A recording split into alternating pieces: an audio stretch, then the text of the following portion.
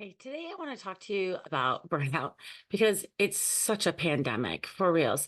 We have seen since the 90s, articles being written up about it from Deloitte, Forbes, the Harvard Business Review, even the American Hospital Association. Everyone's been writing about this, right? And we've been going through this whole thing with especially now with CEOs stepping down and over half our workforce leaving due to quality of life. What are we doing to fix this?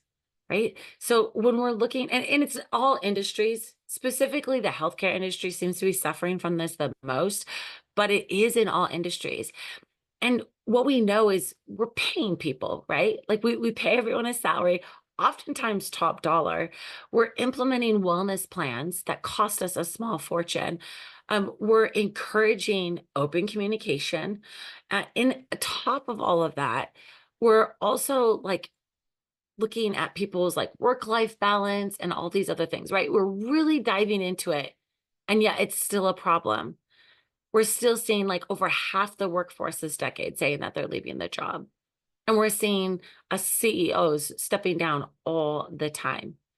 It's a lot. When we look at this, what we do know is that burnout is at all levels, right? There is some nuances, especially when you get into the C-suite and we're looking at executives and VPs of the burnout there, because there's a little bit of a different spin on that. And as you fellow CEOs know, yeah, there is a different spin on that. We don't sleep. We often skip meals. We are expected to have all of the answers. Like our burnout is real. Because of the current business environment. Business has changed, right? What we don't know is why people are burning out at all levels, why they aren't using the resources, or why the resources they have aren't helping. And on top of that, also, why are we in this spot of worrying about losing our jobs if we take a break or if we admit that we have burnout, right? Oh, you can't, you have these recordings and these sayings you play around in your head where it's just, okay, I can't take this time off because this needs to be done, right? Or I need to work late tonight. Oh, I need to work late tomorrow. I know people who drive 600, 800 miles to work Monday through Friday, and then drive back home. That makes no sense if you have a family, which they all do, right? So then it puts strain on the family. So now we have demands from our families as well, wanting to know where we are, when we're going to be home. And they have relationships we need to build with them. And then we have the advancement of technology. Technology is ramping up so fast. I mean, let's just admit, AI is wonderful when used correctly. And at the same time, it's increased the speed at which we're required to work. And because it's increased that speed, now the demand has increased even more. And yet there aren't, even though AI is fabulous, there aren't enough AI tools out there yet that are filling these gaps of a lot of things. Like I like to call PowerPoint presentations arts and crafts on the computer. And that's one of the things that is newer. It's not perfect yet, right? But we're getting there. So we've got all these technological advancements, and with this AI and other software advancements and other coding advancements, it's requiring us to constantly learn. So here's the truth. How do we get through this?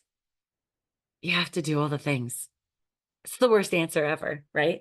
But let me tell you what I mean when I say do all of the things, because I personally have been burnt out, and I've done it to myself a couple of times. I learned things the hard way. But when I'm telling you this, I'm telling you this because it works, but you have to do it, right? I don't care about your communication with your team or your relationships or all of those things. I care about you. What are you doing for you? Are you meditating? Right? We hear this. We hear mindfulness. We hear self-care. We hear about meditation. But are you doing it? Are you doing it every day? Are you doing it twice a day? Because I'm telling you now, twice a day for 20 minutes is what you need to be doing. Once in the morning and once in the afternoon or evening. That is where you start, right? But when we're going through and we have all these well-being programs, are you pointing your employees in that direction, right? When you have boundaries, I see this all the time, especially in the C-suite. We set boundaries and we say, hey, I'm going to take this weekend off.